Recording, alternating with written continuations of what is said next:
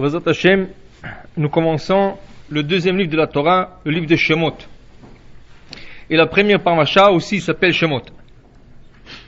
Alors j'essaie de voir des sujets qu'on a parlé dans les années précédentes. Et voilà, on a trouvé un nouveau sujet qu'on n'a pas, peut-être on a parlé dans le cours d'Halakha, on a parlé de, ça veut dire on a parlé à l'entour, mais pas au sujet de la parasha. Pas de quelque chose qui ressort de la parasha. Alors voilà l'histoire que Am Israël est descendu en Égypte en 70 âmes. Yaakov, ses enfants, Yosef et sa femme et ses enfants qui étaient en Égypte. Et à un certain temps, toute la vieille génération disparaît et la nouvelle prend possession en Égypte et le peuple, il a peur qu'un jour il y aura une guerre civile et les Hébreux vont leur chasser de leur terre. Alors qu'est-ce qu'ils font? Ils cherchent des conseils, quoi faire avec ce peuple. À la fin, la décision était de prendre tout le bébé garçon et le jeter dans le Nil. Et voilà que le décret commence à s'exécuter. Et la Torah nous dit, voilà un homme dans la famille de Lévi. C'était le chef. C'était pas un homme, c'était le chef. Qu'est-ce qu'il décide de faire? Il décide d'annuler les décrets. Comment annuler les décrets? Il décide de divorcer sa femme. Tout court, tout simple. Il divorce sa femme, de telle manière il n'a pas à avoir des enfants. Et s'il n'a pas des enfants, il n'y aura pas de bébé pour jeter dans le Nil. Sa fille, elle a 6 ans. Elle lui dit, papa, ton décret est pire de celui qui l'a décrété. Paro qui a décrété ce décret, c'est quoi son intention? Son intention c'est de tuer tout le garçon, mais au moins les filles vont vivre. Mais en divorçant ta femme, il n'y aura ni de garçons, ni de filles. Ça veut dire que tu es pire que lui. Lui, il a fait 50%, et toi, tu le fais à 100%. Il écoute le conseil de sa petite fille qui a 6 ans. Et la Torah dit, Vailech ish mi bet Levi, vaikach et bat Levi. Et un homme de la maison de Lévi est parti, et il a pris la fille de Lévi. Pourquoi on ne dit pas carrément son nom? Est-ce qu'on ne sait pas son nom? On sait très bien qui il est. C'est le père de Moshe Rabbeinu. Et comment il s'appelait? Amram. Comment s'appelait la mère de Moshe Rabbeinu? Yocheved. Alors, dit tout simple. Et Amram est parti, et il a pris Yocheved. Il l'a réépousé, après qu'il avait divorcé. Et la Torah va nous dire, ils vont avoir le garçon qui s'appelle Moshe.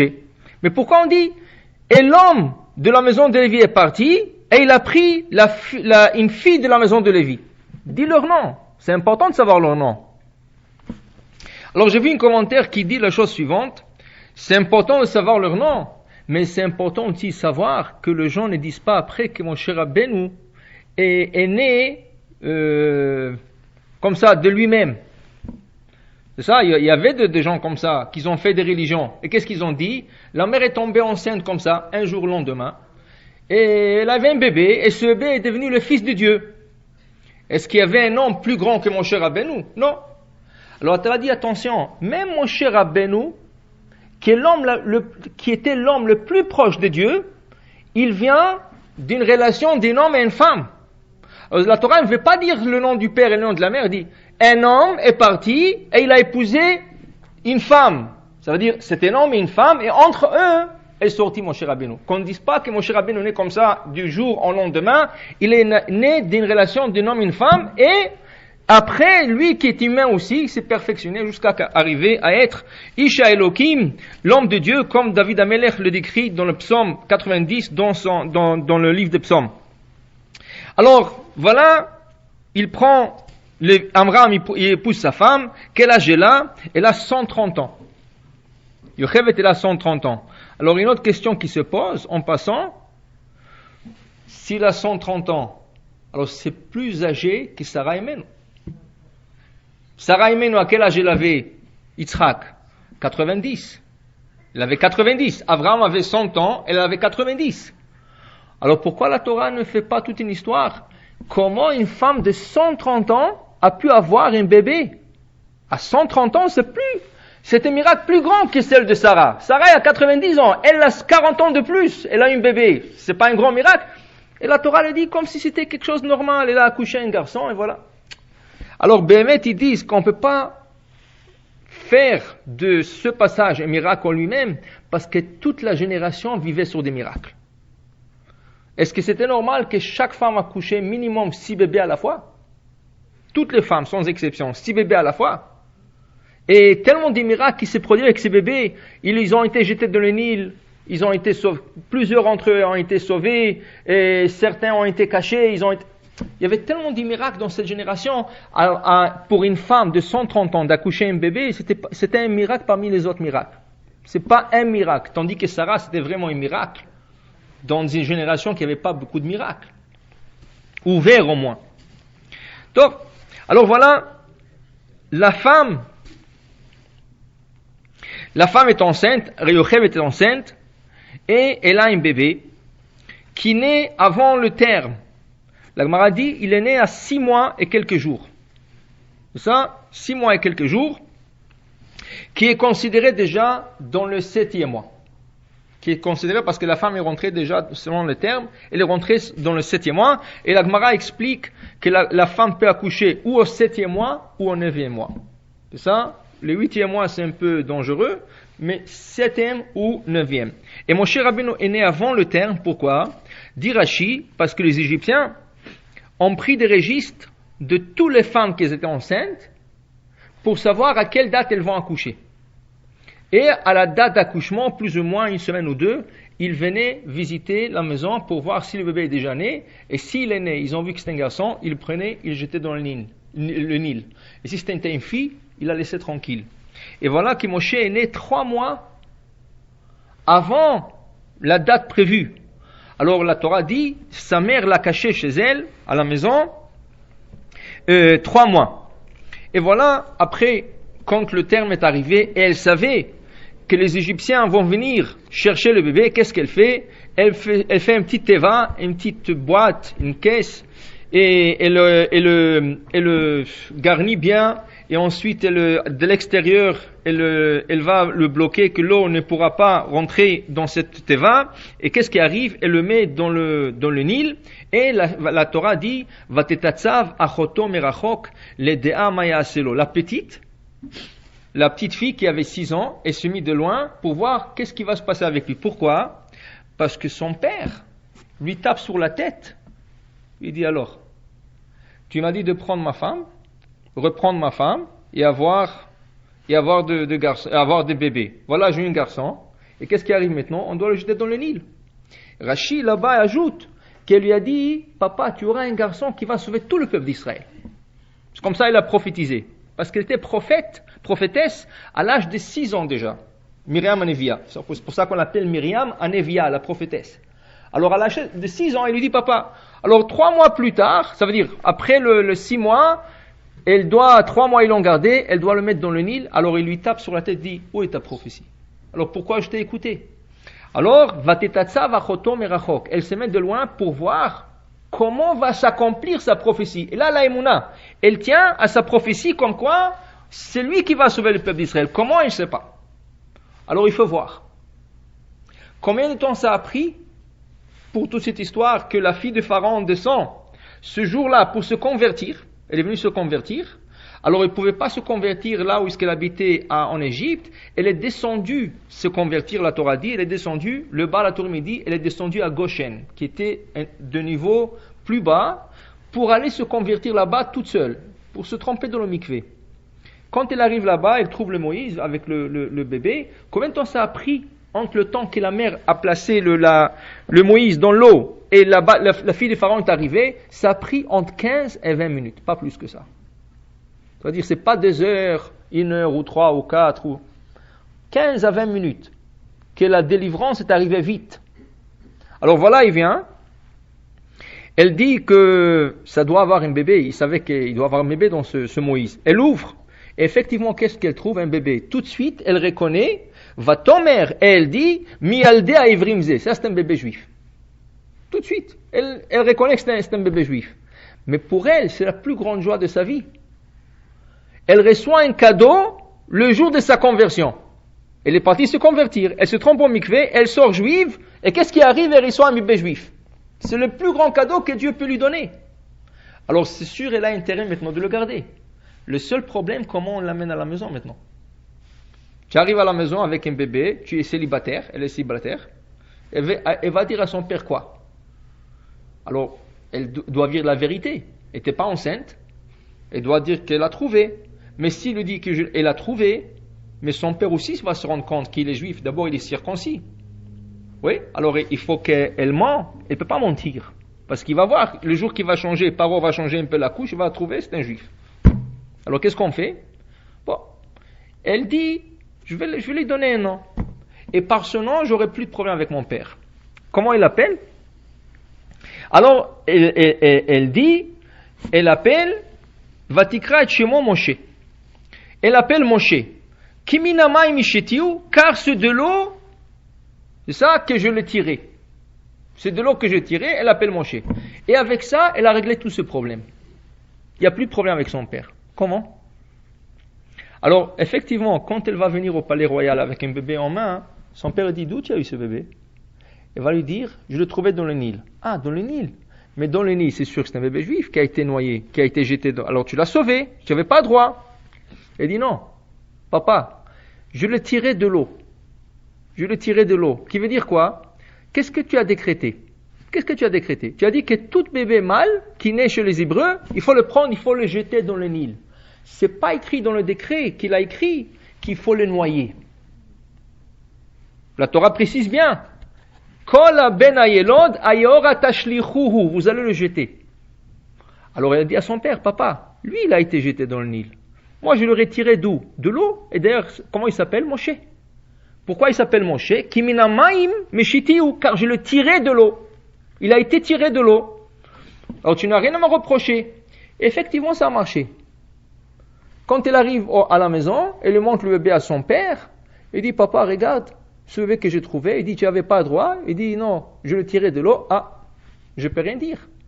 Selon les lois, tu as bien fait. C'est quoi les avocats? Toujours ils cherchent la petite ouverture dans la loi. C'est ça, il y a de la loi, et toujours il y a des petites ouvertures. Elle était avocate.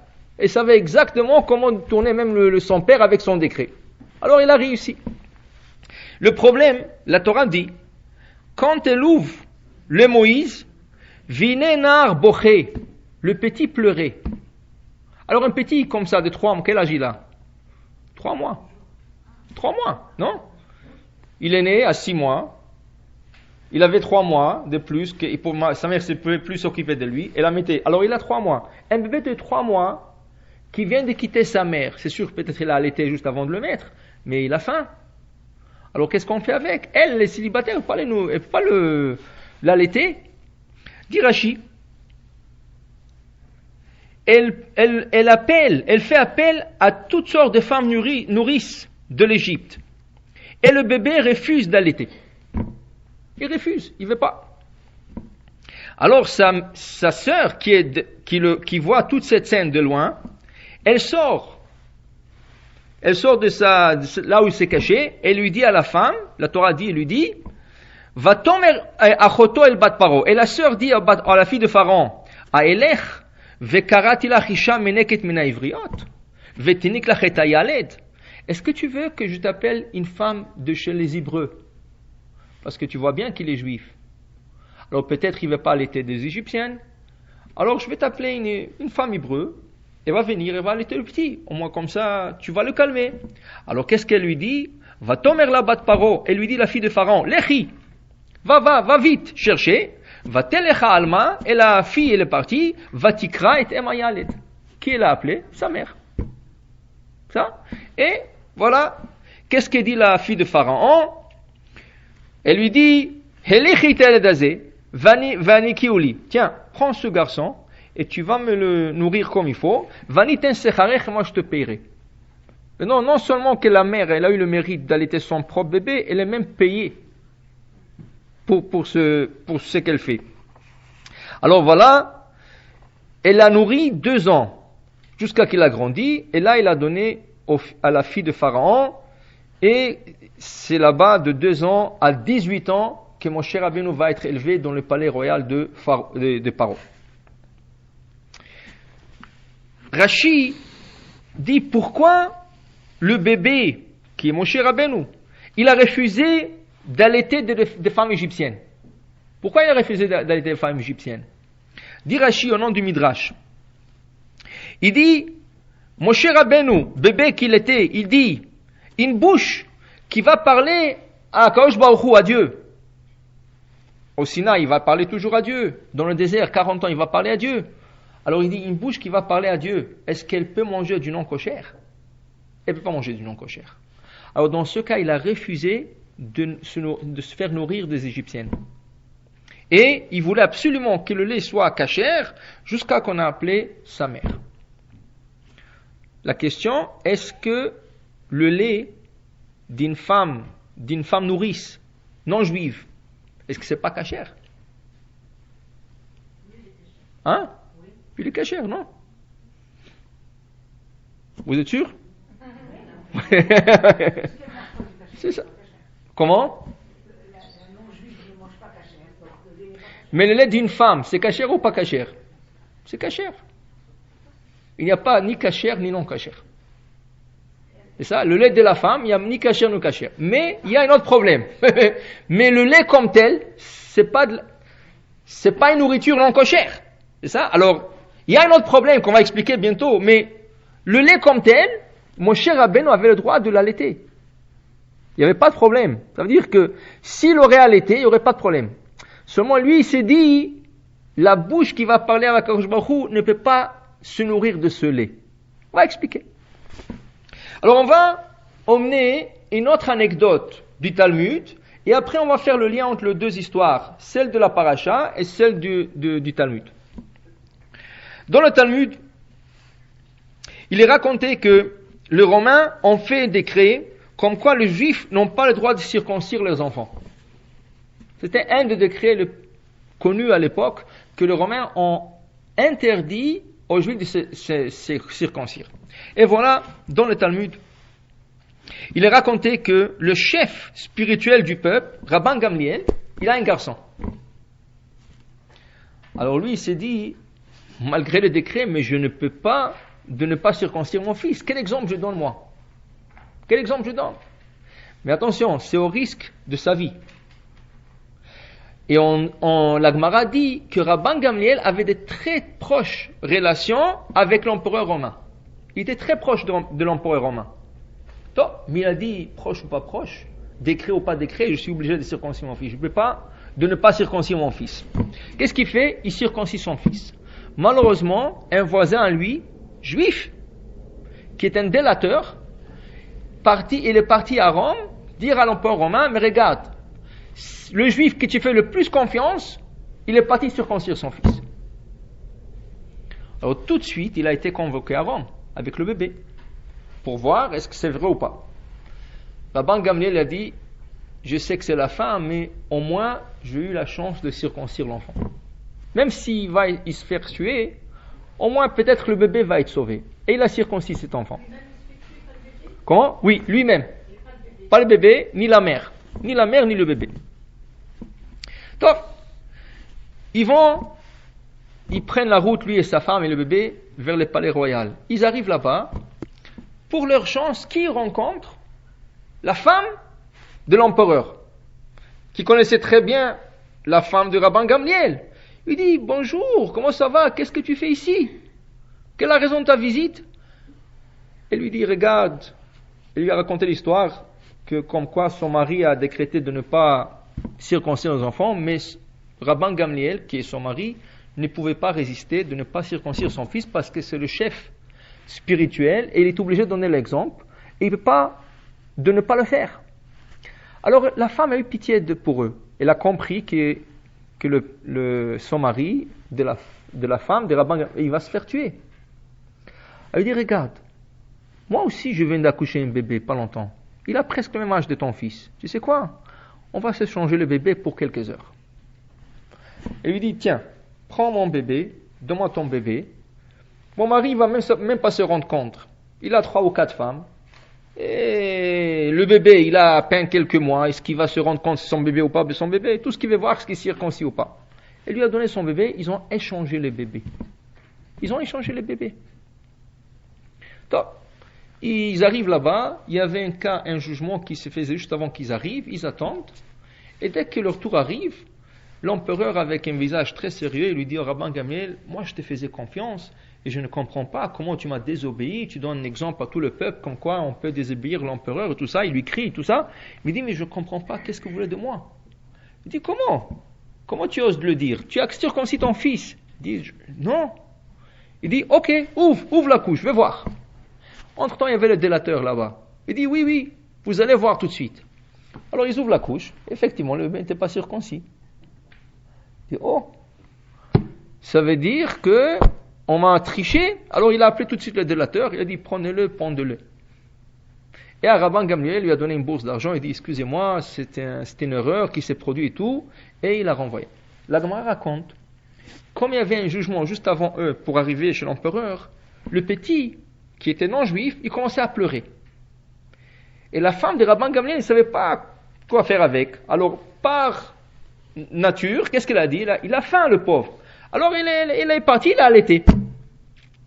La Gemara dit, quelques minutes qu'il a allaité de lait cachère de cette femme, il s'est converti à la fin de sa vie. Et qui il était? Antoninus. C'est le prochain empereur de Rome. Et qui était le bébé de Rabban Gamliel? Ça va être le chef spirituel d'Am Israël, Rabbi Yehuda Hanassi. Ça veut dire que les deux bébés vont être tournés des chefs de leur nation, mais le chef, celui qui a un non-juif, qui se nourrit un peu de lait d'une femme juive, il a terminé par se convertir. Pas seulement se convertir. Un des décrets qui ont fait les Romains, c'est interdire le juif étudier la Torah. Alors vraiment, pour étudier la Torah, il fallait se cacher. Mais l'empereur lui-même, à son tour, qui est Antonin, il a construit un sous-tunnel, de chez lui jusqu'à la maison de Rabbi, et chaque soir, sans faute, il allait étudier la Torah. Et la Gemara dit, quand Rabbi, il s'est fatigué, pour monter sur son lit, Antonin se mit par terre, il laissait Rabbi monter sur lui pour qu'il puisse monter sur le lit. Et un jour, il lui a posé la question, est-ce que j'aurai, avec tout ce que j'ai étudié, avec tout ce que j'ai fait pour vous, est-ce que j'aurai un jour le droit d'accéder au Lamaba? Il dit non. Il dit non. Pourquoi? Il n'est pas circoncis.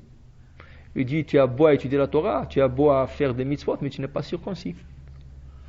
Qu'est-ce qu'il a fait? Il s'est circoncis. Mais tout ça, pourquoi?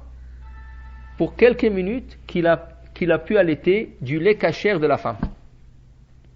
Alors maintenant, comme on a dit, le lait d'une femme, il n'y a ni cachère ni non cachère. Ni cachère, non cachère. Le lait de la femme, c'est le lait de la femme. Mais c'est ce que la personne mange, ce que la femme mange, il passe à travers ce lait. Qui veut dire que si la femme mange du non cachère, alors tous les effets de nourriture non cachère passent dans ce lait. Le lait est cachère. Mais les effets des aliments non cachères, ils passent à travers ce lait. Et le contraire aussi. Quand c'est du lait cachère, tous les effets de la nourriture cachère, ils peuvent passer à travers le lait pour le nourrir ce bébé. Et en anglais, il y a un proverbe qui dit, si on traduit en français, tu es, qu'est-ce que tu manges? You are what you eat. Alors, selon ce que tu manges, c'est comme ça que tu vas penser et tu vas agir. Le Maor Vashemesh, un des commentateurs de la Torah, il dit qu'une des raisons pourquoi la Torah nous a restreints dans ce que nous pouvons manger, parce que les animaux que nous mangeons, elles sont humbles et elles se soumettent à l'homme. Par exemple, quand ils allaient chez le tzadikim au Maroc, chez le tzadik, ils emmenaient avec eux un mouton ou une vache. Ils partaient pour des fois 3, 4, 7 jours. Mais non, arriver là-bas, égorger la vache, si ça sort non cochère, qu'est-ce qu'ils vont manger 7 jours? Tu ne peux pas acheter là-bas, c'est des montagnes. Qu'est-ce qu'ils vont manger? Comment ils savaient que l'animal qu'ils prennent, elle va sortir cachère? Et presque toujours cette sortie cachère. Comment ils savaient? Alors voilà, qu'est-ce qu'il dit le Shulchan Aruch? Le Shulchan Aruch, il dit, quand on va acheter une vache pour après l'égorger, il faut la caresser sur son front. Il faut la caresser sur son front. Si la vache, elle baisse sa tête, c'est très probable qu'elle est cachère. Et si la vache te regarde dans les yeux, ne l'achète pas. Ça veut dire que ces animaux-là, les animaux que la Torah nous a recommandé à manger, elles se soumettent à l'homme et ils ont beaucoup de bonnes qualités. Et selon ce que nous mangeons, c'est comme ça qu'on va agir. La Torah a assuré qu'on ne mange pas beaucoup de choses qui ne sont pas cachères pour que ça n'aura pas des effets sur nos traits de caractère et sur notre manière de conduite. C'est pour ça que toutes les bêtes féroces, le lion, toutes les choses que le goïm peuvent manger peut-être, pour nous c'est interdit. Pourquoi? Pour qu'on ne se conduise pas et on ne reçoit pas les qualités mauvaises de ces animaux que de bons animaux qui est la vache, le mouton, la chèvre, le taureau, le veau. C'est tout ce que la Torah nous a permis à manger. Donc, maintenant, dans le Talmud, à propos du jour de Kippour, c'est écrit qu'une femme, la Gemara reconnaît que c'est pas des fois des hommes, ils se posent la question, est-ce que c'est de la superstition ou c'est de vrai? Alors, dans le Talmud, on reconnaît ça, une femme, elle a des envies. Et quand la femme enceinte, elle a des envies, il faut aussi les satisfaire. Et ça, parce que ça peut être dangereux pour elle et le bébé. Alors, il faut satisfaire les hommes. Des fois, les hommes, ils pensent que c'est de la superstition. Mais, ça existe. Les envies de la femme, ça existe. D'ailleurs, dans un livre, Tamia Menagim, il rapporte qu'il y avait une femme qui a accouché et le bébé a refusé d'allaiter de sa mère. Il voulait rien prendre. Rien, il fermait la bouche, il voulait rien prendre. Et c'était déjà un point que c'était déjà dangereux. Alors il l'alimentait avec l'eau ultraveineuse. Mais il voulait savoir c'est quoi le problème, pourquoi ce bébé ne veut pas allaiter. Un jour, un professeur, il passe là-bas, il a vu le problème. Il a posé la question à la madame, dites-moi, quand vous étiez enceinte, est-ce que vous avez eu une envie de manger quelque chose? Alors il dit, effectivement, j'étais un jour dans un mariage, et le dessert, un des desserts, c'était une compote de pêche. Mais le temps que je me suis retourné pour le prendre, il n'y avait plus. Et je cherchais, il n'y avait plus. Et c'est m'est resté cette envie. Le docteur, qu'est-ce qu'il a fait? Il a commandé, quelque part dans un restaurant, une compote de pêche. Il l'a emmené, il lui a donné à la femme, il lui a dit, mangez un peu, mettez un peu de la sauce sur les lèvres du petit, elle a mis sur le lèvre, et tout de suite, le petit a commencé à allaiter. Cette envie, il lui est resté. Alors, tant qu'il lui a pas donné de goûter de cette compote de pêche, il voulait pas. Et ça, c'était une vraie histoire. Alors, ça veut dire que même la Gemara, le Talmud, elle reconnaît ça. Et le Talmud dit, jour de Kippour, si une femme enceinte, elle a envie de manger, et elle passe, elle va là en direction de la synagogue, elle a envie de manger, qu'est-ce qu'on fait? Il faut lui souffler dans l'oreille, est-ce que tu sais qu'aujourd'hui c'est Kippour? Normalement, ça doit marcher. Normalement, si on lui souffle dans l'oreille, aujourd'hui c'est Kippour, l'envie doit passer. La Gemara dit une histoire avec deux femmes. Une, elle avait envie, le jour de Kippour, elle a senti quelque chose qui est sorti d'un restaurant, elle avait envie, on lui a soufflé dans l'oreille, est-ce que tu sais qu'aujourd'hui c'est Kippour? Après quelques minutes, l'envie s'est calmée, elle voulait plus manger, elle a continué, elle a jeûné tous les Kippour. La Gemara dit que cette femme a accouché Rabbi Yochanan, maître d'Eretz Israël.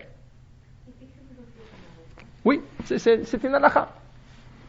Maintenant, une deuxième femme, à la même époque, elle a aussi été enceinte, dans un autre Kippour, elle avait envie de manger, elle a passé à côté d'un restaurant non kosher.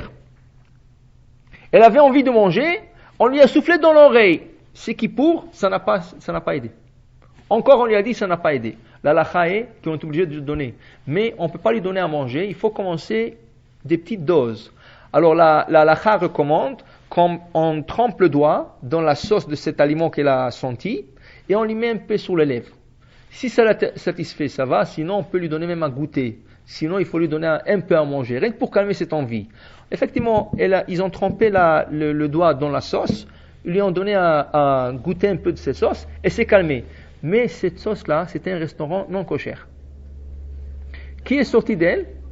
Oui, malheureusement. Si veut pas, ça veut dire l'envie ne veut pas la quitter, alors on lui donne rien que pour qu'elle goûte un peu. Qu'est-ce qui est arrivé à la fin? Elle a eu un bébé qui s'appelait Shabtai Otzer Perot. C'était un bébé qui était très méchant, juif, très méchant, qu'il faisait hausser le prix du marché, dans le fruit, dans le marché des fruits, et il laissait personne acheter des fruits. Il haussait tellement le prix que quand les gens venaient acheter, ils ne pouvaient pas acheter. Mais il faisait ça par méchanceté. Et tout ça, c'est pourquoi? Parce que sa mère a goûté cet aliment non kosher, et en plus de ça, le jour de Kippour. Pour dire combien il est important ce que nous mangeons. Si on regarde dans la Torah, dans le premier livre de la Torah, c'est quoi la première faute de Adam? La nourriture. La nourriture. Est-ce que c'était une nourriture non kosher? Non. L'arbre de la sagesse, c'était un fruit.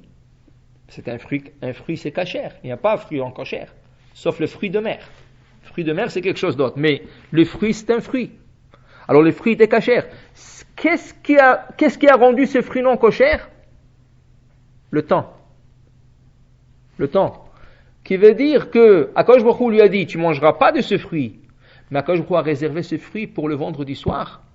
Car selon le Talmud, l'opinion, il y a 4 opinions, mais l'opinion la plus commune, c'était quoi? C'était des raisins. Que Adam a dû prendre et presser, faire du jus, qui est le vin, et faire le kiddush le vendredi soir, quand Shabbat est rentré. Le problème qu'il a mangé, il a profité de ce fruit 1 heure avant Shabbat. Alors, c'était pas un fruit qui n'était pas cachère. C'était un fruit qui a été interdit par le temps. 1 heure encore. 1 heure de plus, il aurait pu profiter de ce fruit. Qui a fait que, même les aliments, si vous voulez voir un exemple, Kippour. Toute la nourriture que vous avez au frigidaire, c'est pas cachère. C'est cachère. Mais ils sont interdits par quoi? Le temps. Alors, en vérité, Adam, déjà la première faute de l'homme, c'était au niveau de la nourriture. Qui veut dire que ça, c'était une tentation très grande. Si Adam et Chava, les êtres parfaits d'Akadosh Baruch Hu, ne pouvaient pas résister, combien plus de gens, plus tard dans les générations, ne pourront pas résister au niveau de la nourriture. Ça veut dire, c'est facile de dire, moi je mange cachère. C'est facile. Mais Rashi nous dit quelque chose d'intéressant. Quand tu passes à côté d'un restaurant non kosher, il y a une bonne odeur qui sort de ce restaurant. Ou quand tu passes devant un repas non kosher et tu vois la beauté de ce repas et tu vois les aliments qui ont préparé, il ne faut pas dire, ah, c'est dégoûtant. C'est pas dégoûtant. Ah, c'est pas bon, c'est très bon. C'est plus bon même que le kasher. Ça, il ne faut pas le dire. Rachid dit, il ne faut pas dire que c'est pas bon. Rachid dit, c'est très bon. C'est très beau même, à l'apparence. Mais une chose, Akadosh Baruch Hu me l'a interdit. C'est comme Adam Arishon. Est-ce que l'arbre de la sagesse n'était pas bon? Est-ce qu'il a dit à Chava, c'est pas bon? Est-ce qu'il lui a dit que ça goûte pas bien? Non. Il a dit, c'est très beau. Et c'est très bon à goûter. Mais une chose, Akadosh Baruch Hu nous l'a interdit. Et Rachid dit, il ne faut jamais dire que le porc, c'est pas bon. C'est très bon peut-être. Peut-être, on ne sait pas. Comment on sait qu'il est bon? Très facile. D'abord, Akadosh Baruch Hu nous le dit. Deuxièmement, la femme de Rav Nachman, un des grands talmudistes, elle lui a posé la question. Mais dis-moi, est-ce que je pourrais jamais goûter quelque chose de non kosher? Il lui dit, qu'est-ce que tu as envie de goûter? Et il lui dit, j'ai envie de goûter comment goûte le mélange du lait avec la viande. Une fois, je vais rien goûter. C'est quoi ce goût-là? Je vois le goïm, ils font des choses extraordinaires avec le lait et la viande. C'est extraordinaire, mais on ne peut pas goûter. Il dit, écoute ma femme, sache une chose. Tout ce qu'Akadosh Baruch Hu nous a interdit, il a créé quelque chose qui est permis. Il n'y a pas dans le monde une chose qui est interdite. Même s'il est interdit d'un côté, elle est permise de l'autre côté. Il dit, qu'est-ce que tu veux dire? Il dit, regarde, le porc est interdit? Oui. Est-ce qu'on peut goûter du porc? Non. Mais est-ce que tu sais qu'Akadosh Baruch Hu a mis dans le monde un poisson qui s'appelle Shibuta? Et ces poissons-là, qu'on ne connaît pas peut-être aujourd'hui qu'est-ce qu'il est, quand on l'attrape et on mange la tête, le goût est identique au porc. Le goût de la tête de ce poisson est identique au porc. Ça, le Chachamim le savait. Comment? Ça a dû être qu'ils ont donné ça à des goïms à manger, et le goïm n'a pas distingué entre le porc et le poisson. Alors, il a dit, voilà, Akadosh Baruch Hu nous a interdit le porc. Mais si tu veux rien que savoir le goût, comment il est, tu manges la tête de ce poisson, à Akadosh Baruch Hu t'a donné à voir le goût. Mais le porc reste interdit. Tu ne peux pas goûter ce porc. Le sang est interdit. C'est pour ça qu'il faut saler la viande. On n'a pas le droit de manger une viande non salée, sauf si on fait barbecue. La seule manière qu'on peut manger de la viande non salée, si on va quelque part, alors on le prend, on le met sur le barbecue, le feu, elle fait l'effet plus que le sel. Alors on n'est pas obligé de saler la viande, on peut la griller tout de suite sur le barbecue. Mais si on veut goûter le sang, comment a l'air le goût du sang? Vous savez qu'au Mexique, on m'a dit une fois, il y a quelqu'un qui m'a dit au Mexique, qu'il a parlé à un goy qui travaille dans un abattoir. Le goïm là-bas, dès qu'il y a un taureau qu'ils abattent ce jour-là, ils attendent impatiemment, et dès qu'ils égorgent le taureau, il vient avec des verres, et il remplit des verres avec le sang du taureau, pour le boire. Alors là, vous direz, la oracha chez l'Ossani goy. C'est ça? Mais pour vous dire, Rachid dit, le goût et l'odeur du sang est répugnant. Mais regardez, pourquoi ils font ça? Apparemment, ils disent que celui qui boit le sang du taureau devient fort comme le taureau. Comment? Oui, alors la force vient d'où? De sang vivant. C'est quoi le vivant de taureau? Du sang.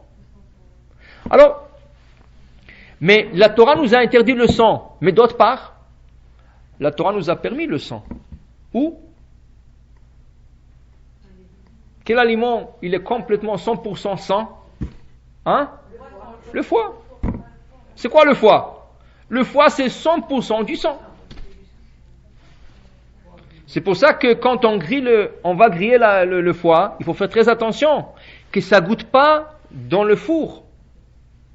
C'est ça? D'abord, on le grille sur un barbecue.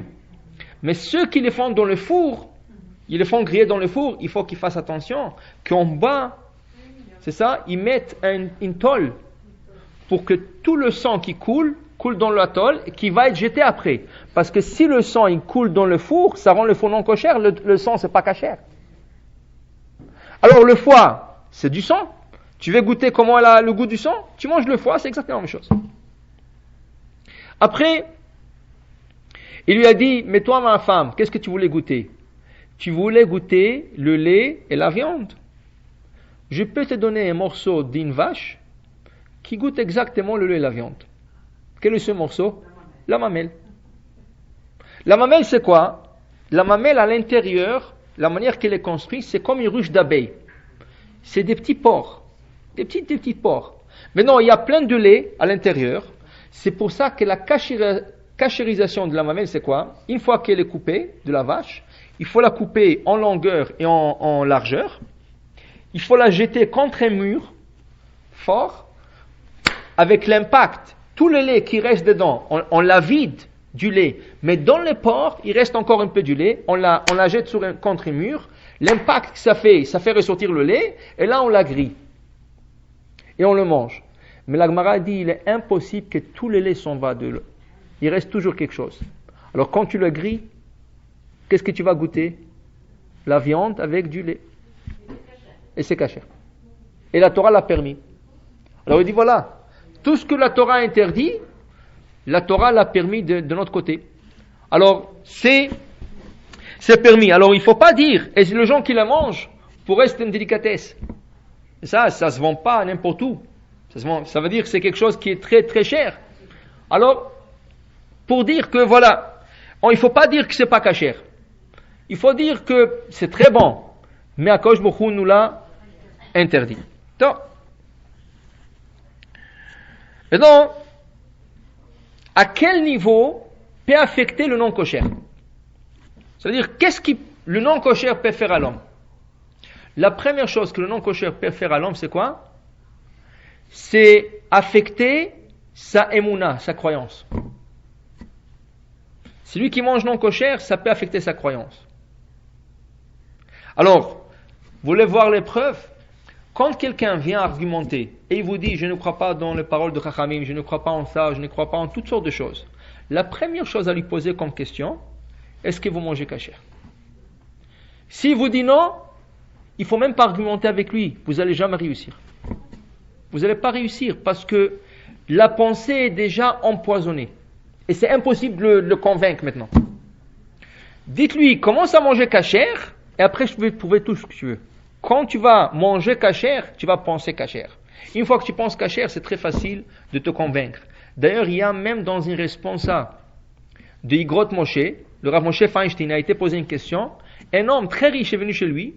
Il lui dit, Rabbi, lui, il n'était pas pratiquant du tout. Il lui a dit, écoutez, je suis prêt à faire, je pensais, sur 2 mitzvot que je peux commencer à faire, mais je ne peux pas le faire à la fois. Une de deux, kasher ou Shabbat. Qu'est-ce qu'ils vont suggérer? Le Rav, il a réfléchi un peu, il lui a dit kasher. Quand il a publié sa réponse, il a reçu plein de lettres de plusieurs rabbins. Il dit, comment tu peux dire que le kasher est plus important que Shabbat? Or, le Shabbat, c'est le principe du judaïsme. C'est ça, ça fait partie de 10 commandements. C'est vraiment, le juif est basé sur le Shabbat. Comment tu peux dire ça? Il a expliqué très simple. Si je leur ai dit Shabbat, il aurait fait le premier Shabbat, le deuxième Shabbat, troisième, mais il aurait continué à manger la kasher. Avec le temps, il aurait laissé même le Shabbat. Parce que le non kosher l'aurait enveloppé d'une manière qu'il n'aurait pas compris, ni le Shabbat, ni rien du tout. Maintenant qu'il va manger kasher, il va commencer à penser kasher. Et en pensant kasher, il va terminer et observer le Shabbat. Et c'est exactement ce qui est arrivé. Ce monsieur a terminé d'observer le Shabbat et observer tout le mitzvot. Une fois que tu manges, c'est parce que Shabbat c'est comme une fois par semaine. Alors tu penses à ça rien qu'une fois par semaine. Mais si, parce que ça fait comme 5 ans que tu kasher. Alors comme quand tu penses à le kasher, tu prends une obligation que tous les jours c'est quelque chose de très conscient. Il faut que tu regardes tout ce que tu manges. Alors tu penses à Dieu tout le temps. Genre, c'est pas kasher, c'est pas kasher. C'est ça. Tout le temps, tout le temps, tout le temps. Voilà, Alors, Chazak. il faut y penser. Exactement. Mais par nature, on aurait dit kasher et Shabbat. Peut-être Shabbat c'est beaucoup plus important parce que, regardez, celui qui profane le Shabbat en public à l'époque du temple, c'est quoi sa punition? Lapidation. Celui qui mange non kosher en public, c'est quoi sa punition à l'époque du temple? Flagellation. Alors on voit que même au niveau de la punition, le Shabbat est beaucoup plus grave que le non kosher. Alors on aurait pu dire que le Shabbat prime, malgré qu'il vient une fois par semaine, il prime sur le kasher. Mais le Rav a dit non. Le kasher, ça t'alimente, ça alimente ta pensée. Et selon ça, c'est comme ça que tu vas penser. Alors il est plus important d'abord manger kasher et ensuite pratiquer les mitzvot parce que le kasher, il va emmener. Il y a des gens qui sont 50%. Kasher à la maison, dehors. Alors, même dehors, ils font attention. Ils rentrent dans un restaurant non kosher, mais ils mangent que le poisson. C'est kasher ça? Pourquoi? Pourquoi c'est pas le... Vous commandez un saumon. Voilà, il va rentrer dans un restaurant non kosher, il va commander un saumon. Il va manger le poisson avec ses mains. Ok. Alors, vous avez raison. Non, ils vont rien mettre. Un restaurant chinois, tout est préparé devant vous.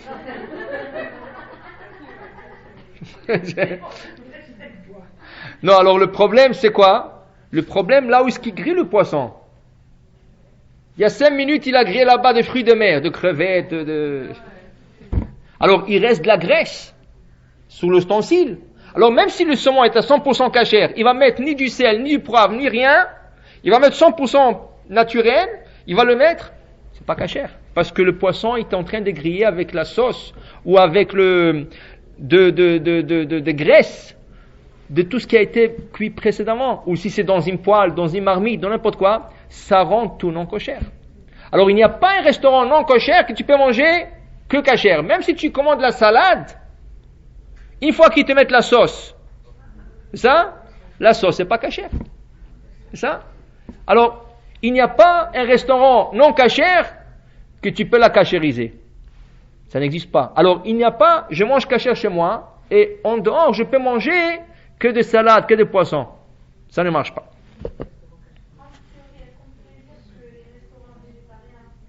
Non plus. Parce que même le restaurant non végétarien, ils ont des produits qu'ils appellent naturels.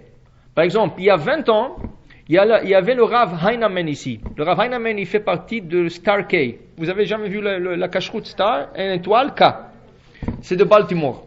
Alors il est venu ici, on lui a montré une boîte, et dans la boîte, c'était comme, comment ils appellent ça, de marron. De marron. C'est ça, marron dans l'eau, il épluchait dans l'eau. Et il n'y avait pas de cache-route, mais c'était écrit 100% cachère. 100% cachère. Et après, ils ont vérifié, ils sont partis au nord vérifier le sirop d'érable. Ok? Il n'y avait pas de cache-route. Qu'est-ce qu'ils ont trouvé? Le sirop d'érable, quand ils lui font couler de l'arbre, il descend, il tombe par terre sur des feuilles de papier ou quelque chose comme ça. Mais sur la feuille, pour que le sirop ne se colle pas sur la feuille, ils mettent comme une graisse. Et c'est des graisses de porc. Alors le sirop est 100% sirop. Mais sur quoi il tombe? C'est ça? Et même la boîte de marron qu'ils ont vérifiée, il y avait là-bas la graisse des castors. Alors quand ils ont posé la question à la compagnie, qu'ils ont dit, ils ont réclamé que tout est naturel. Tout est naturel. Ils disent oui, est-ce que le castor c'est pas naturel? Le castor aussi est naturel. Il n'y a pas, même végétarien. Non, mais ils peuvent mettre des vinaigres non cochers, qui est vinaigre de vin, c'est ça. Ils peuvent mettre plein des ingrédients qu'on ne sait pas aujourd'hui. Les aliments sont tellement sophistiqués, même ceux qui ont l'air innocents, ils ne sont pas innocents. Ils sont très, très complexes et on ne sait même pas qu'est-ce qu'ils peuvent mettre. On ne sait même pas qu'est-ce qu'ils peuvent mettre. Alors il n'y a pas ni salade, ni poisson, ni des frites, ni rien. On ne peut pas savoir. Donc, alors maintenant regardez. On va raconter quelques petites histoires pour vous voyez l'importance du kasher. Une fois, il y avait un Rav, il a écrit un livre très fameux qui s'appelle Bechor Shor. C'est un livre qui étudiait beaucoup, avec le rabbin étudie beaucoup ce livre parce qu'il est sur les lois de Shrita, sur beaucoup de lois complexes. Le Rav, il avait une discussion avec un curé. Est-ce que la providence divine, ça veut dire où est ses limites? Est-ce qu'Akadosh Baruch Hu est en train de nous voir maintenant? Est-ce qu'Akadosh Baruch Hu est en train de surveiller tout ce qu'on fait à la maison? Et est-ce qu'Akadosh Baruch Hu, si on mange kasher ou non kasher, est-ce qu'il peut nous préserver? Ça veut dire, si quelqu'un tient à manger kasher, est-ce qu'il peut le préserver de ne pas manger quelque chose qui n'est pas kasher? Alors le rabbin, c'est sûr qu'il a défendu le point comme quoi Akadosh Baruch Hu sait tout. Et Akadosh Baruch Hu, quand tu pries pour quelque chose, si tu tiens la chose, il va te préserver, il va te garder que tu n'auras pas à faire la faute. Et l'autre, le curé, il a dit, c'est pas possible, est-ce que tu crois que Dieu intervient dans tout? Non. Le curé s'est énervé un peu de la discussion, parce que le rabbin avait des appuis très solides. Alors qu'est-ce qu'il a décidé de faire? Il a décidé de mettre un piège pour le rabbin. C'est quoi le piège qu'il voulait le mettre? Il est parti acheter 3 poussins. 3 poussins. Et il les a engavés toute la journée avec du porc. Toute la journée, que du porc. Vous savez qu'un animal, n'importe quel animal ou n'importe quel poisson, il mange du kasher et du non kosher. Tant qu'il mange le deux, kasher et non kosher, l'animal est kasher. Mais si l'animal est engavé ou elle mange que du non kosher, l'animal est non kosher même s'il est kasher. C'est-à-dire, si vous prenez une vache et vous la donnez depuis sa naissance, depuis qu'elle est un petit veau, de manger que non kosher, quand elle pousse, ou quand le veau pousse, il est non kosher. C'est pour ça qu'il y a beaucoup de chassidim qui ne mangent pas le veau. Pourquoi? En Amérique du Nord, tout le veau, depuis leur naissance, ils sont pris de leur mère, ils sont mis dans des cages, et ils reçoivent des biberons de graisse animale, non kosher.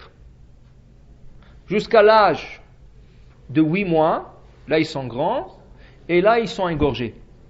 Ils sont nourris 100% non kosher, 100%. C'est pour ça qu'il y a des sociétés maintenant, si vous voyez aussi quand ils vendent de la viande dans les boucheries, même chez les goïms, vous avez ce qu'ils appellent le veau de lait. C'est une viande qui est beaucoup plus, c'est un veau qui est beaucoup, déjà le veau est cher, et ça c'est beaucoup encore plus cher. Pourquoi? Parce qu'il lui donne à manger le lait de coco. Oui. C'est kasher. Le coco. C'est kasher. Qu'est-ce qu'il y a? C'est kasher. C'est un fruit. C'est ça? C'était noir. C'est ça? Il n'y a pas de problème. Et ça leur coûte beaucoup plus cher. Et la viande est beaucoup plus blanche. Le veau, il est un peu plus rose que la vache qui est rouge. Et cette viande qui est veau de lait, c'est beaucoup plus blanc. Pourquoi? C'est le lait du coco. Et ils ont trouvé que le lait de coco contient toutes les vitamines qu'ils donnent dans ce biberon de graisse. Maintenant, il y a beaucoup de chassidim qui te disent, écoute, puisque ce veau, il n'est nourri qu'avec le biberon de graisse, alors il n'est pas cachère. Et ceux qui mangent, pourquoi on se permet de manger le veau? Il y a une cacheroute sur le veau, non? Il y a des fois même de très bons cacheroutes. Vous savez pourquoi? Parce que le veau reçoit de vitamines, des pilules de vitamines, toutes sortes de vitamines. Alors, ceux qui permettent le veau, ils te disent, le vitamine c'est cachère, les pilules sont cachères, la graisse c'est pas cachère, alors le veau, il grandit sur le cachère et le non cachère. Le chassidim, qu'est-ce qu'ils disent? Non. Les vitamines on ne peut pas les considérer comme de la nourriture. Alors ils considèrent ça comme un médicament et c'est pas la règle du cachère ou non cachère. Ça c'est une discussion qu'on va pas rentrer. Il y a beaucoup qui permettent. Alors ça ne veut pas dire que vous rentrez à la maison, vous dites je mange plus le veau. Je vous dis que si vous allez entendre que quelqu'un vous dit je mange pas le veau à cause de la cacheroute, ça ne veut pas dire que la cacheroute c'est pas Beth Yosef ou pas c'est à cause que le veau c'est connu dans toute l'Amérique du Nord. Il est élevé dans des cages de sa naissance, dans des cages avec des biberons. Et d'ailleurs, le Rav Moshe Feinstein a écrit une réponse là-dessus en disant que ça c'est cruel vers l'animal. À part la question du graisse, pas graisse, c'est la cruauté de prendre un veau nouveau-né et de le mettre dans une cage séparée de sa mère avec un biberon. Mais, comment? Parce que c'est plus facile de le tenir et lui donner le biberon. Parce que sinon il peut courir, parce qu'il court vers sa mère toujours. Alors dans une cage, il lui donne le biberon, il n'a pas où aller, ni à gauche ni à droite. Il est dans une position.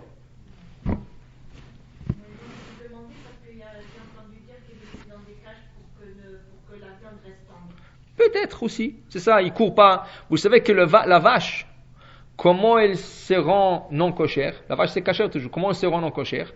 Parce que sous le poumon, elle peut avoir des trous. Ça? Mais non, ça peut être deux raisons. Ou qu'elle sort dans le champ, paître dans le champ, et là elle mange des épines. Moi j'ai vu une vidéo qu'ils ont fait sur la viande cachère.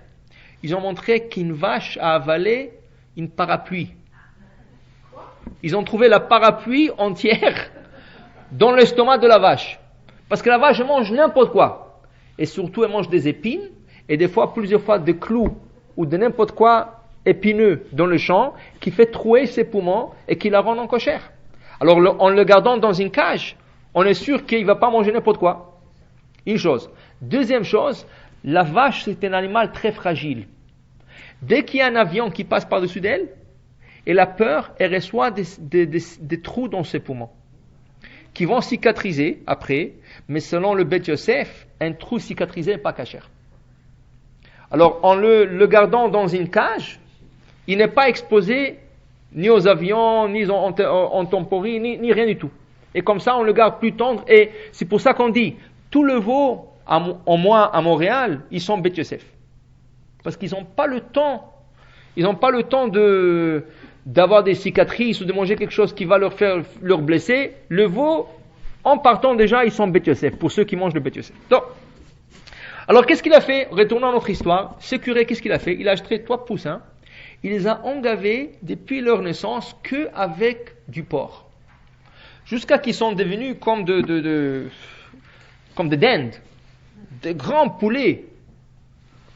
Donc, quand il a décidé de leur vendre, il a appelé son serviteur et a dit, écoute, tu vas sortir au marché. Un poulet, ça coûte combien? $10, $15. Cela, chacun, c'est $100.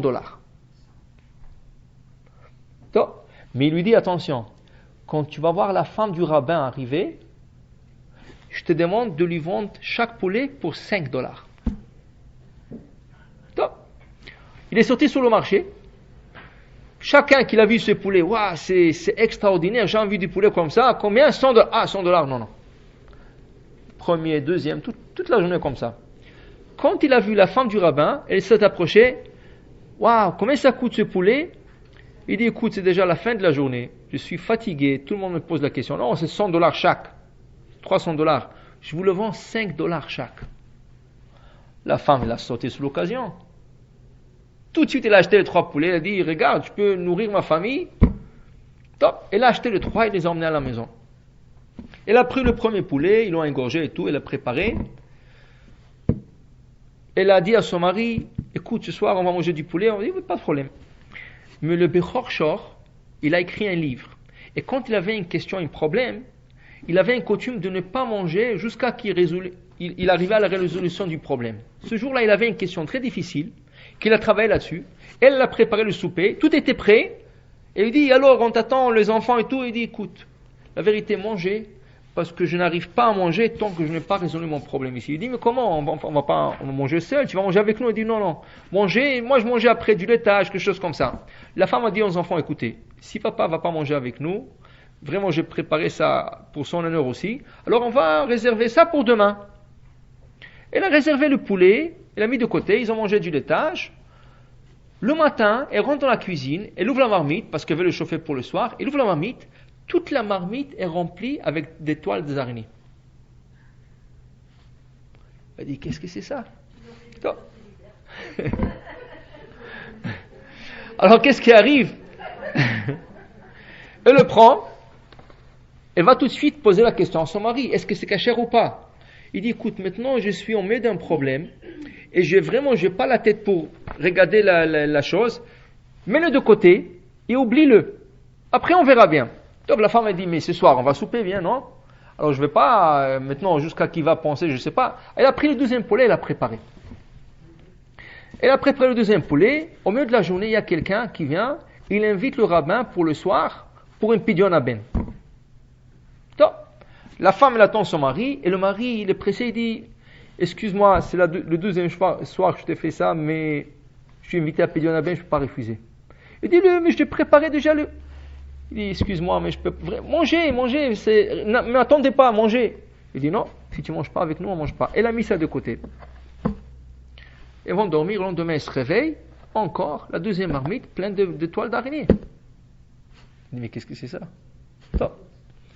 Troisième jour, le Rav est convoqué, ça veut dire il est appelé au Beddin, il y a un grand din Torah. Il y avait une grande litige entre 2 riches de la ville, et il s'agissait d'une grande somme d'argent. Alors il y avait 3 juges, le rabbin parmi eux, il y avait 3 juges, ils ont discuté toute la journée et tout. Au milieu, le rabbin, il aimait le tabac. Au milieu de la discussion, il avait envie du tabac, il ouvre sa boîte, mais il trouve pas, il reste plus de tabac. Alors il a appelé son shamash, il lui dit, viens.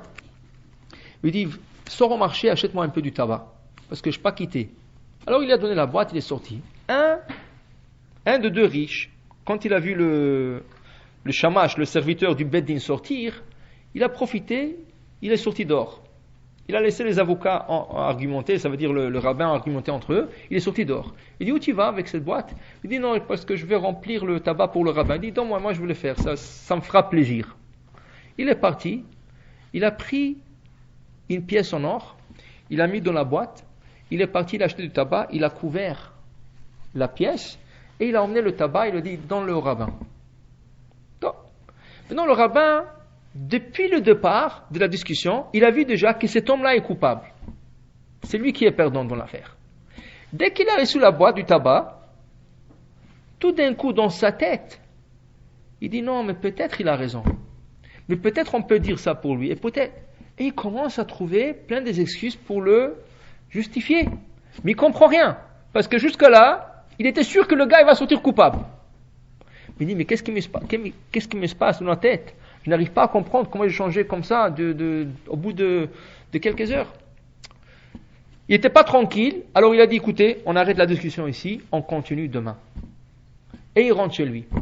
Il rentre chez lui, et sa femme déjà l'attend pour le souper. Il dit, on va souper. Il dit, non, ce soir vraiment je ne peux pas manger avec vous.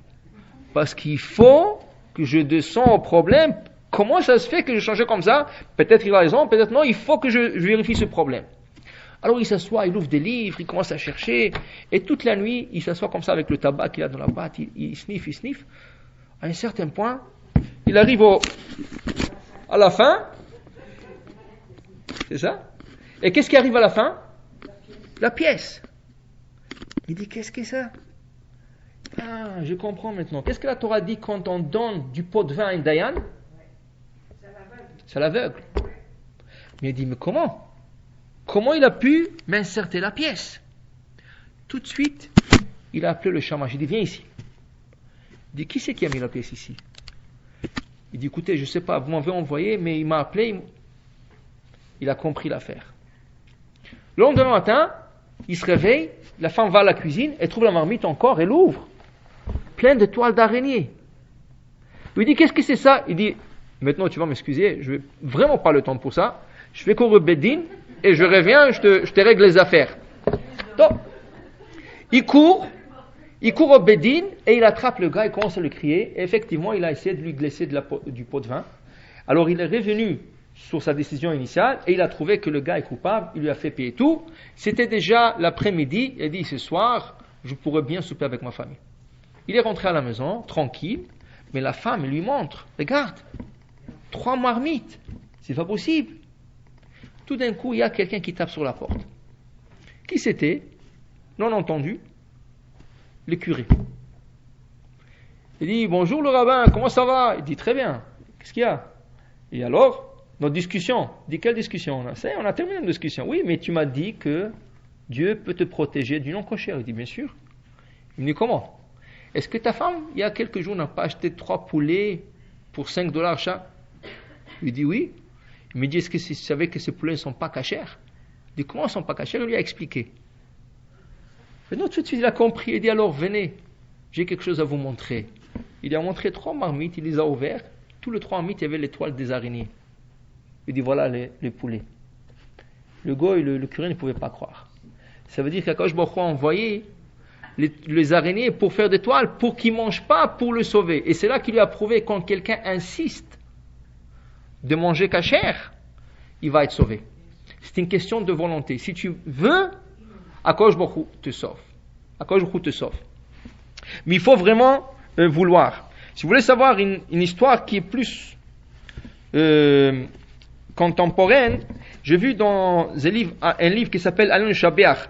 Il dit qu'il y a un groupe de Kolelman, ils sont ensemble en train de discuter qu'est-ce qu'ils vont étudier dans le prochain jour parce qu'ils veulent vraiment se renforcer plus. Ils sont en train de discuter, le téléphone il sonne, celui qui habite à la maison il lève le téléphone, allô, c'était un docteur. Il dit, écoute, je sais que toi tu étudies la Torah dans un kollel et tout, il y a beaucoup de kollim ici, je cherche telle et telle personne. Il dit, pourquoi vous le cherchez? Il dit, parce qu'aujourd'hui sa femme est venue chez moi et elle avait un certain problème, je lui donnais un médicament, mais je viens de réaliser que je lui donnais les mauvais médicaments. Mais s'il va le prendre, elle risque de mourir. Alors il dit, je connais la personne, mais je ne sais pas où le chercher. Il dit, s'il vous plaît, faites tous vos efforts avec tous vos amis de trouver la personne. Tout de suite, il a dit à tout le monde, écoutez, on va arrêter ici, chacun va se disperser, chacun est obligé de trouver cette personne. Il connaissait la personne. Dès qu'ils ont sorti, ça n'a pas pris 5 minutes, ils trouvent la personne, le mari, en train de se promener dans la rue. Alors quelqu'un la convoque tout de suite, il dit, hé, ta femme était chez le docteur? Il dit, oui, oui, comment tu sais? Il dit, la docteur, elle a appelé, elle a dit que le médicament qu'il lui a donné, il n'est pas bon, elle risque de mourir. Il dit, Baruch Hashem, mais sache une chose, ma femme ne voulait pas ce médicament. Il dit, comment?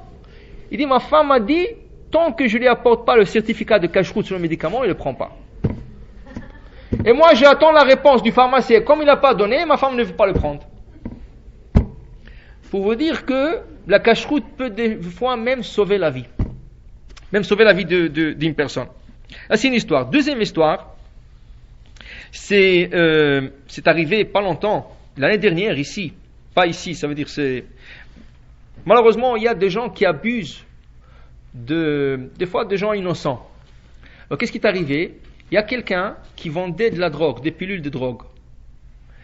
Et il a trouvé 3 garçons d'Yeshiva qui sont partis en Japon. Et alors il leur a dit, écoutez, si vous m'emmenez, il leur a donné chacun une boîte. Chaque boîte, ça vous donnera chacun de vous $2000.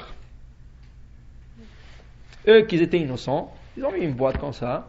À qui il faut donner? Il faut donner à telle personne, il va vous rencontrer à l'aéroport. Alors ils ont pris $2000, en rien du tout, en un voyage, c'est même pas l'effort. Tu les mets dans ta valise et tu t'en vas. Ils ne savaient pas que c'est de la drogue. Alors, ils sont partis en Japon, ils ont arrivé à la douane, et là, dans la douane, ils voyaient qu'ils cherchent quelqu'un. Ils leur ont dit, qu'est-ce que vous cherchez et tout ça? Avec les investigations, avec les questionnaires qu'ils ont passés, ils ont dit, on cherche une personne telle et telle. On leur a dit, montre-nous vos bagages. Ils ont trouvé dans tous les bagages toute la drogue. Et c'était une grande somme d'argent de drogue. C'est sûr qu'ils les ont mis tous les trois en prison. Ils étaient innocents, mais là-bas au Japon, innocents, pas innocents. Alors, l'année dernière, il y avait beaucoup de propagande, il y avait beaucoup de choses parce que ça coûtait par jour, les avocats, $100,000. Les avocats, pour le libérer. Pourquoi? Parce que là-bas, ils les ont mis dans des cellules que tu ne peux même pas te mettre debout. C'est pas comme une chambre. C'est des petites choses comme ça, tu t'assois, tu peux t'allonger un peu le pied, pas plus que ça. Et pas plus que ça. Et quand toute la journée, ils travaillaient 18 heures, toute la journée, depuis le matin jusqu'au soir, ils travaillaient et il y avait toutes sortes de choses. Ils mettaient des capuchons par-dessus la tête. Ils n'ont pas de regarder ni à gauche ni à droite. S'ils regardent à gauche ou à droite, qu'est-ce qu'ils sont en train de faire ou bâtir ou... Alors là, ils sont mis dans une cellule plus petite que ça, qui peuvent sortir rien que la langue, et c'est comme ça qu'on leur donne à manger. Des choses terribles, terribles. Ils étaient, de grands garçons, de gros aussi. Ils ont perdu, ils étaient un an là-bas, ils ont perdu chacun 40 ou 50 kilos. Chacun. Et pourquoi tout ça? Parce qu'ils ont refusé de manger le manger de là-bas. Et là-bas, en Japon, ils ont une règle. Il n'y a pas de kasher. En États-Unis, ils ont des choses, ont des prisons civilisées, si vous voulez. Tu peux commander le kasher. Même ici, ils envoient le kasher dans la prison. Mais là-bas, il n'y a pas. Tu es comme tout le monde. Il n'y a pas kasher, pas kasher. La loi, c'est, tu manges comme tout le monde. Et ils ont refusé de manger. Alors, qu'est-ce qu'ils mangeaient? Des fois, de mon petit morceau de pain qu'ils n'avaient pas l'air avec une graisse ou quelque chose, du pain, vraiment de la farine et de l'eau. C'est tout. Et en un an comme ça. Et c'était des avocats, c'était toutes sortes de choses. Jusqu'à il y a peut-être 2 mois, ou chose comme ça, ils ont été transférés, Israël a intervenu, qu'on leur transfère de faire la prison en Israël. Et en Israël, ils ont la chance de peut-être sortir plus tôt que le 1 est sorti, il reste encore 2. Ils ont sorti. Mais là-bas, c'était presque la mort. C'était vraiment presque la mort pour eux. Mais tout ça pour vous dire qu'ils ont tenu avec tout ça, 1 an, ils ont tenu pour le kasher. Rien à faire. C'est une question de vie. Même des soldats qui sont dans la guerre, ils ont le droit de manger non kosher s'il n'y a pas. S'il n'y a pas, ils ont le droit de manger. Mais ils ont tenu, ils ont dit non, rien à faire. Ils ont tenu 1 an comme ça, sans rien manger. Top. Maintenant, comme on a dit, il y a beaucoup de niveaux de non kosher. Et peut-être avec ça, on va terminer. Il y a beaucoup de niveaux de non kosher. Il y a le non kosher, carrément non kosher, qui est complètement interdit. Il y a le non kosher qui devient non consommable à cause du temps où il se trouve, comme Kippour. C'est à cause d'un jour de jeûne public. Mais il y a un autre type de non kosher qui fait aujourd'hui la une dans tout le magazine religieux en Israël. C'est quoi ce non kosher? C'est ce qu'on appelle la cuisson non-juif, d'un non-juif.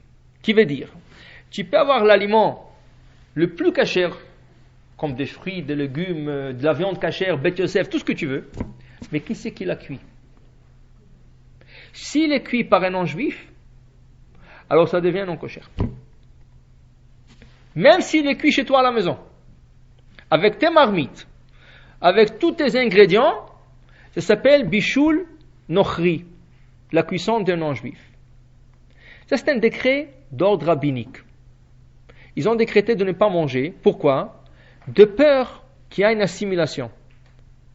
Si on permet de manger, regardez aujourd'hui, dans la paracha aujourd'hui, Shemot, Moshe Rabbeinu, il est parti de l'Égypte, il se sauvait de l'Égypte parce qu'on voulait, Paro, son grand-père adoptif, il voulait le tuer. Mais qu'est-ce qui arrive? Il se trouve à Midian. À Midian, il trouve 7 filles qui sont venues abreuver leur troupeau. Elles sont chassées depuis par le berger de Midian. Moshe qui vient d'arriver, il intervient pour question de justice, pour leur dire comment ça se fait, parce que vous abusez, parce que c'est des femmes, et il les a chassés au berger, il leur a abreuvé le troupeau. Elle revient chez elle, plus tôt un peu ce jour-là, et le père leur demande comment ça se fait que vous êtes revenus plus tôt aujourd'hui. Ah, un Égyptien nous a sauvés. Qu'est-ce qu'il dit?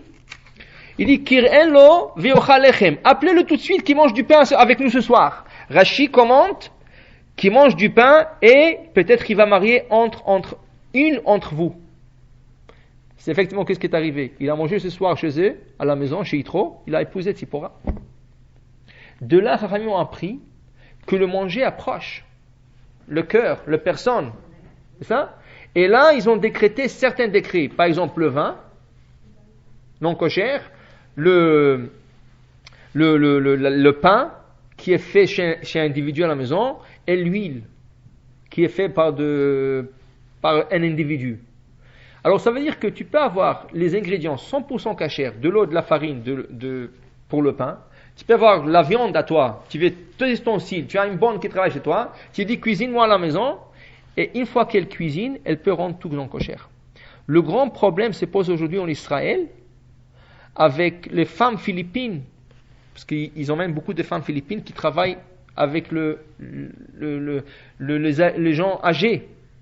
Des fois, il y a des gens âgés qui habitent seuls, ils n'habitent pas avec leur famille, ou ils n'habitent pas dans une institution, quoi que ce soit. Alors, les familles, qu'est-ce qu'ils font? Ils emmènent une femme philippine, ou n'importe quoi, n'importe quelle femme, mais le non-juif qui travaille.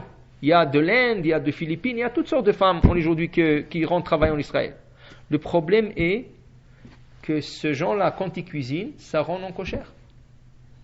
Ça rend non kosher. Maintenant, c'est sûr que toujours on peut trouver dans la loi des ouvertures. Une des ouvertures qu'ils peuvent trouver, c'est ça, c'est puisqu'elle travaille à la maison d'un juif, et tous les ingrédients aliments sont cachers, il y en a qui le permettent.